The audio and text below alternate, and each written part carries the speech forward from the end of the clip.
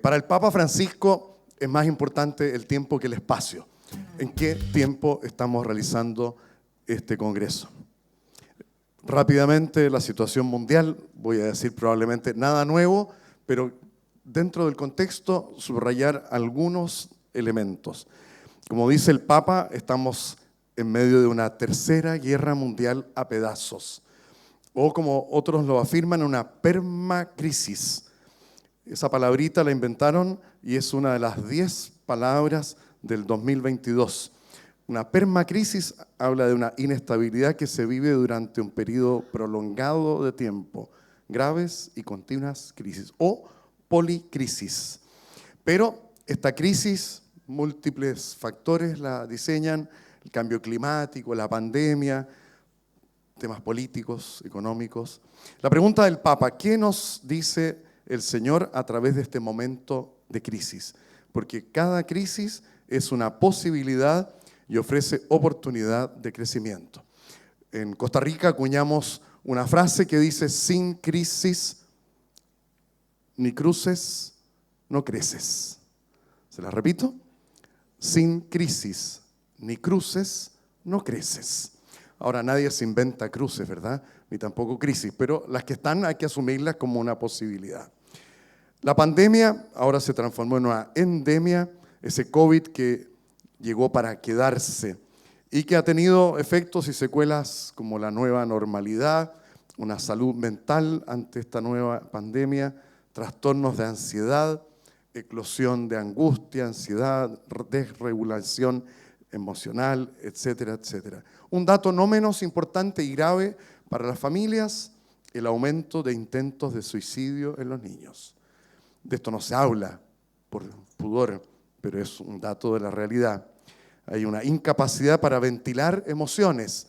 Muchos niños pequeños hoy todavía usan la máscara y muchos maestros no se atreven a decirle: ya puedes sacártela, porque quieren esconder todo lo que durante 2 años no pudieron expresar.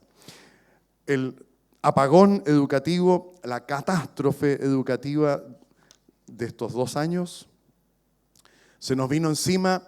En muchos países se nos impuso la ideología del género, esta colonización ideológica de la cual habla el Papa. En los últimos años, todas las leyes trans, los derechos reproductivos, esa guía de atención al aborto, la sologamia, otro término que yo no conocía. ¿Saben lo que significa la sologamia? Casarse con uno mismo. O sea, es el absurdo más grande. Prometerse amor propio en la salud y en la enfermedad. Hay gente que lo practica. Ustedes se reirán, pero hay gente que lo practica. Es una cosa de locos. El derecho al suicidio asistido y a la eutanasia, la necropolítica, el envejecimiento en América Latina y el Caribe. Creemos que seguimos teniendo suficientes, pero no es así. La migración, el fenómeno migratorio, motivado por muchas causas, también por el clima. Hay una interacción de migración y movilidad, cómo construimos el futuro con los migrantes y los refugiados. Título que puso el Papa para la 108 Jornada Mundial del Migrante y del Refugiado. Piensen todo lo que ha significado la múltiple caravana enorme, interminable de gente que quiere llegar a los Estados Unidos. La economía, cómo se ha visto afectada, pero también posibilitada, el teletrabajo, la cantidad de jóvenes que hoy día pueden trabajar desde donde estén, y no solo jóvenes, pero estos jóvenes, los nómadas digitales. Otro término que se acuñó en este tiempo: traviajar, viajeros trabajadores. Increíble. Están 1 mes, 2 meses en un lugar, lo único que requieren es conexión a internet y su tablet. Punto. Con eso están listos. El viaje como estilo de vida. El viaje como un estilo de vida. La intensificación de la digitalización, la automatización del trabajo, el desarrollo de la inteligencia artificial, todas cosas que afectan la vida familiar, también la vida matrimonial. En cuanto a lo del clima, el cambio climático, si hay alguien que duda que eso es verdad, que salga por favor a ver la inundación de esta mañana. Desafío de transitar hacia empleos verdes. Estamos en una época del ecocidio. De eso podríamos hablar mucho más. Yo que tengo una pregunta, si acaso ya leímos y asimilamos la exhortación apostólica Querida Amazonía. No solamente a los que están afectados directamente. Si ya leímos algo que es más amplio todavía, la Laudato Si. Si la leímos, si la entendimos, si la incorporamos a nuestros currículums formativos, a nuestro interés, no solo porque el Papa escribió eso, sino que porque son temas de actualidad, de presente y más todavía de futuro. Les recomiendo, busquen, no este fin de semana, sino que a partir del lunes, un artículo de Antonio Guterres, secretario general de las Naciones Unidas, lo tituló El mundo se quema. Mencionó por ahí el padre Arcadius, la catedral de Notre Dame, la incendiaron, no se incendió. Y no se incendian solamente iglesias en el sur de Chile, el mundo se quema. El desafío de la pertenencia, el debilitamiento de algunas formas de comunidad, otras que se fortalecen, las tribus, los clanes. El Papa dice, no es sano que nos habituemos al mal. Nos conformamos, nos damos por contentos, es así, no hay nada que hacer. Una pregunta para América Latina, entiendan también los de Norteamérica y los que están en Canadá. ¿América Latina a la deriva? ¿Cómo están las lecciones del pasado y una mirada hacia el futuro? Piensen en los gobiernos. Paraguay acaba de tener elecciones el domingo pasado. Los colorados siguen en el poder. Pero recorramos rápidamente los populismos que hay en muchos países de nuestra querida América.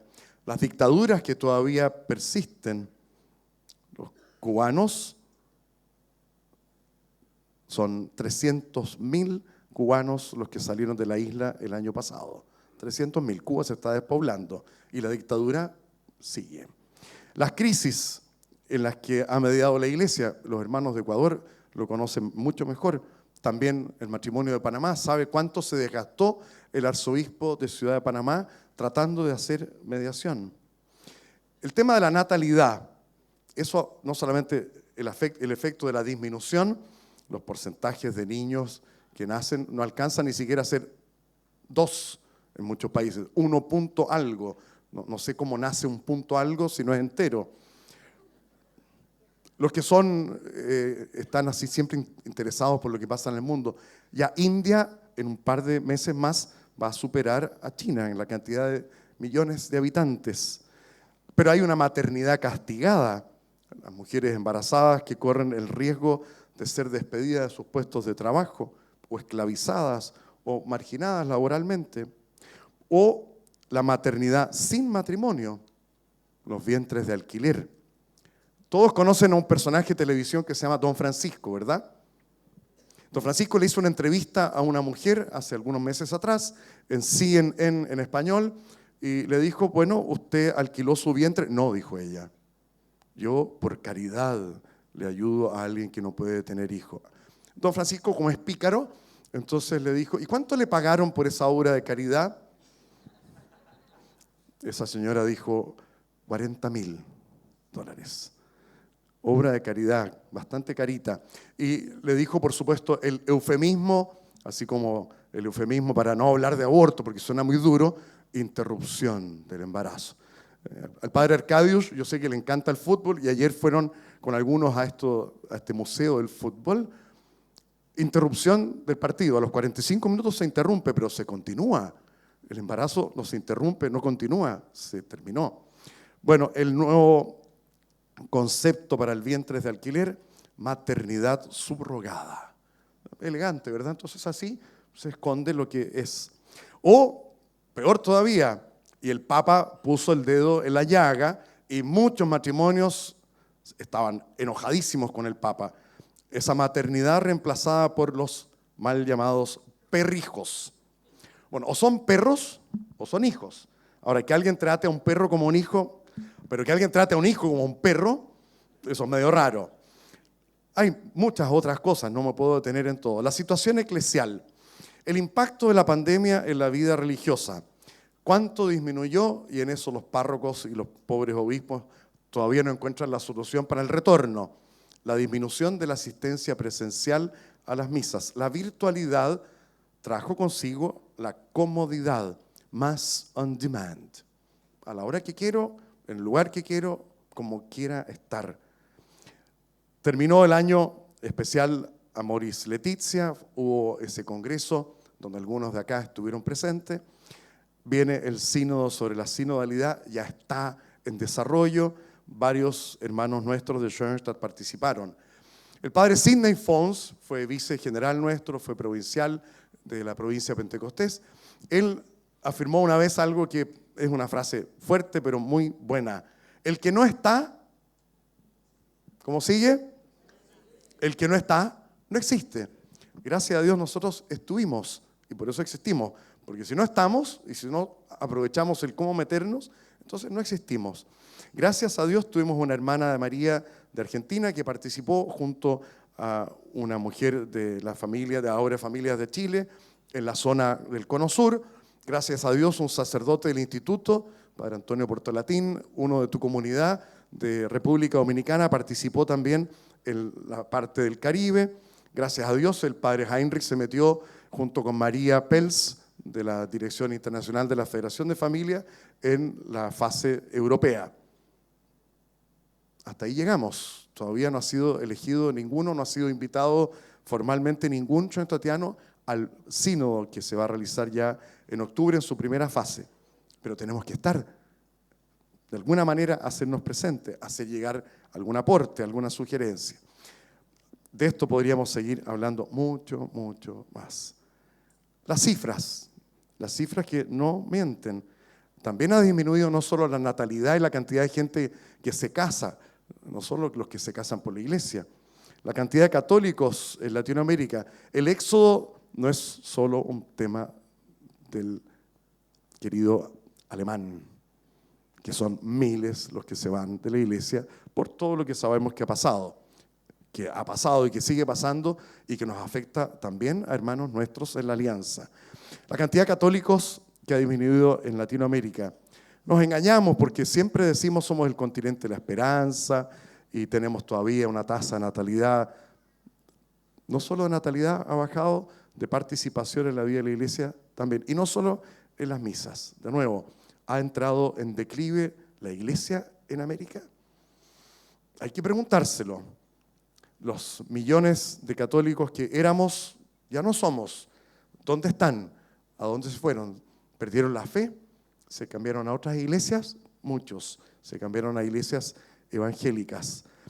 Los evangélicos se consideran practicantes o muy practicantes en mayor medida que nosotros los católicos. Dicen que van a sus templos con más frecuencia y oran más frecuentemente que nosotros. Los protestantes son más propensos que los católicos a leer las escrituras fuera de los servicios religiosos. Andan con la Biblia en el bolsillo. Si yo hiciera la pregunta en este minuto, ¿quién de ustedes anda con la Biblia? No en el celular, porque eso no vale.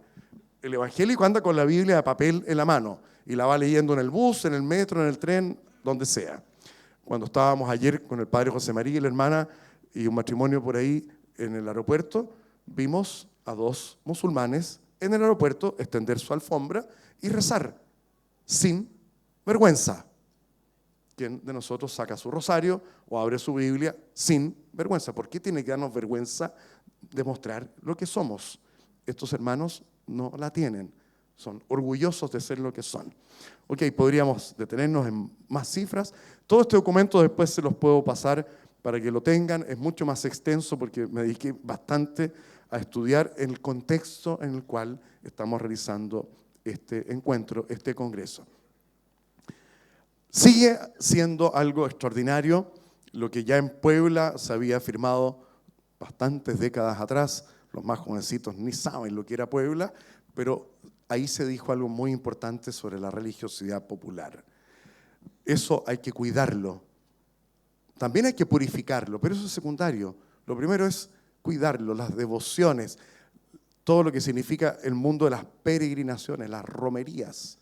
En Costa Rica el año pasado, Costa Rica tiene más o menos 5 millones de habitantes, con casi medio millón de nicaragüenses que trabajan allí.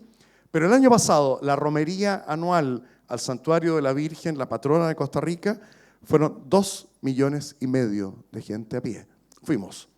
Eso es algo extraordinario. Eso hay que cultivarlo, hay que cuidarlo. Después se verá cómo se hace un poquito de limpieza, etc. Eso es secundario. No crean que es evidente. Hay comunidades dentro de la misma Santa Iglesia Católica Apostólica y Romana que se mofan de la religiosidad, que ahora el Papa ya no dice solo es piedad popular, es una espiritualidad popular. La denostan.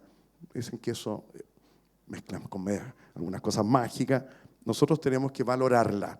En todos los países donde tenemos esa geografía de los santuarios marianos, donde están también insertos nuestros santuarios filiales, nuestras ermitas, y podríamos agregar la red enorme de santuarios hogar, santuario del trabajo, etc. Muchos desafíos que se le plantean a la Iglesia. Por supuesto, uno de ellos, el clericalismo. Complicado el tema del clericalismo. Será trabajado también en el sínodo, porque tiene que haber una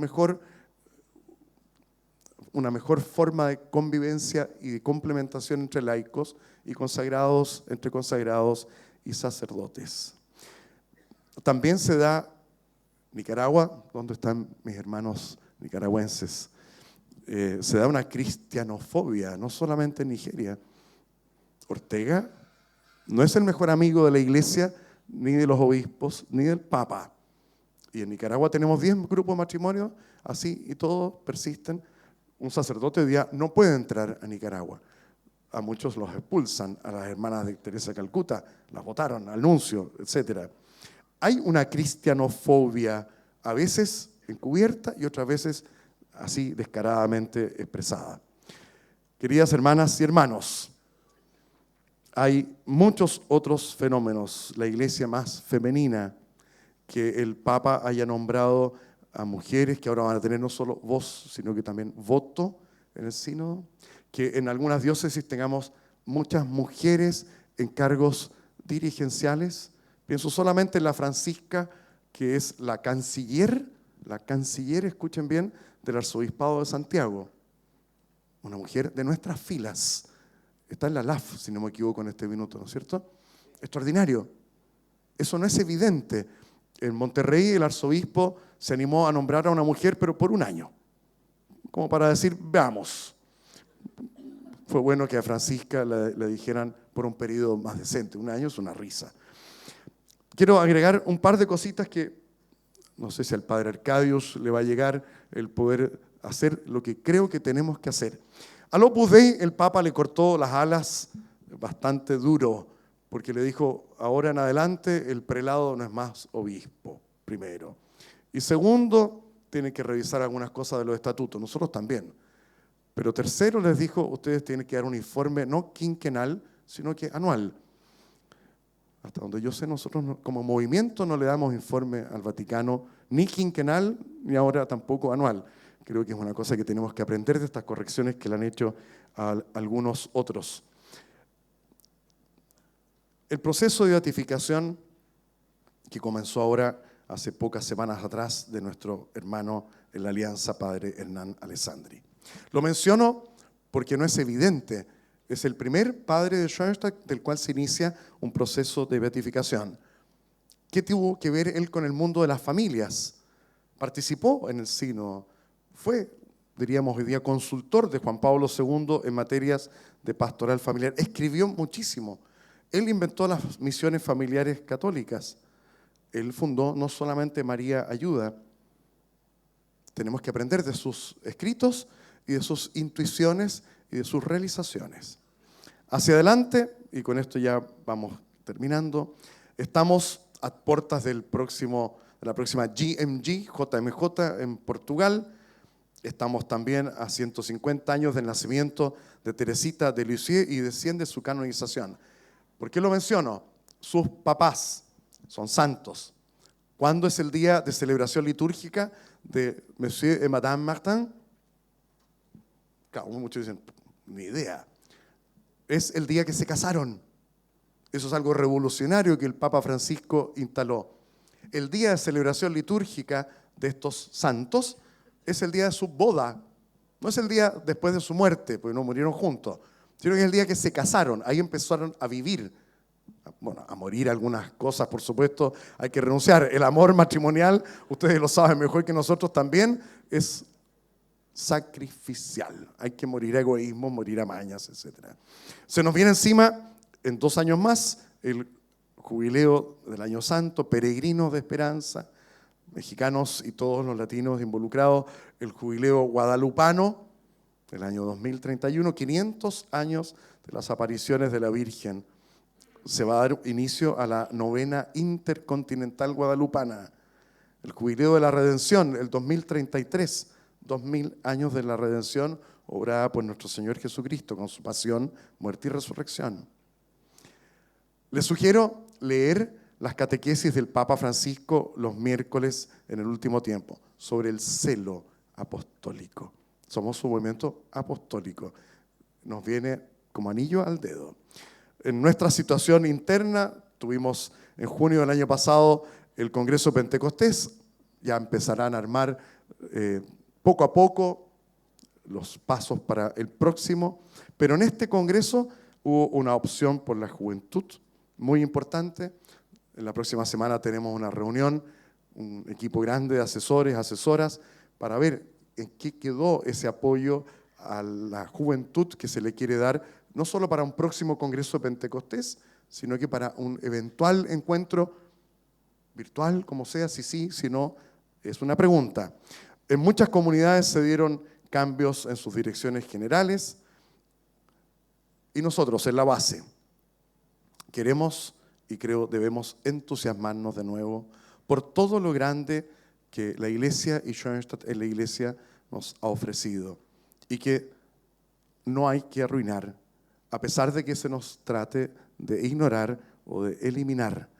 Sumarnos, por supuesto, a las conclusiones del sínodo a nivel de los continentes, volver a la esencialidad para deshacernos, despojarnos de lo superfluo y tratar de volver al centro, Cristo, el mensaje del Señor, el querigma. Es Él, a través de su Santo Espíritu, quien suscita esa diversidad de los carismas y la recompone en la unidad. Crea esa concordia que no se basa en la homologación, sino en la creatividad de la caridad. Así crea armonía en la multiplicidad. El último video del Papa fue sobre los movimientos eclesiales. Esa sinfonía, no a la uniformidad, sino que sí a esa unidad en la diversidad. Juan Pablo II terminó el escrito que regaló después del año 84, Familiaris Consortio, con una oración. Oh Dios, haz que cada familia sobre la tierra se convierta en verdadero santuario de la vida y del amor para las generaciones que siempre se renuevan. Que tu gracia guíe los pensamientos y las obras de los esposos hacia el bien de sus familias y de todas las familias del mundo. Haz que las jóvenes generaciones encuentren en la familia un fuerte apoyo para su humanidad y su crecimiento en la verdad y en el amor. Haz que el amor, corroborado por la gracia del sacramento del matrimonio, se demuestre más fuerte que cualquier debilidad y cualquier crisis por las que a veces pasan nuestras familias. En sintonía con esa última frase del sacramento del matrimonio, en la Amoris Laetitia, Francisco citó a un autor bastante desconocido del medioevo, donde decía, en cierto modo, el sacramento del matrimonio es el más importante de los sacramentos. Bastante osada la afirmación. No es de un teólogo de renombre, y tampoco santo, pero el Santo Padre lo cita, y lo que tenemos que trabajar es en qué modo el sacramento vuestro es más importante que los otros sacramentos, o como los húngaros nos regalaron creativamente el camino matrimonial, pero en sintonía con la Eucaristía. La Eucaristía es el sacramento más importante hacia Él y desde Él, pero ¿en qué modo el matrimonio, el sacramento del matrimonio, es el más importante? Se los dejo como tarea para que lo pensemos y lo resolvamos. Que nos vaya muy bien en este congreso, en lo que sigue, en el intercambio, en las celebraciones litúrgicas y también en las no litúrgicas, pero que se transforman, como decía un obispo en Chile. Anoche bailaron mucho, muy bien. Ese obispo le dijo al Papa Juan Pablo, ¿usted se acuerda que el que canta reza 2 veces, San Agustín? Y Monseñor Piñera le dijo, sí, Santo Padre, pero el que baila reza 3 veces.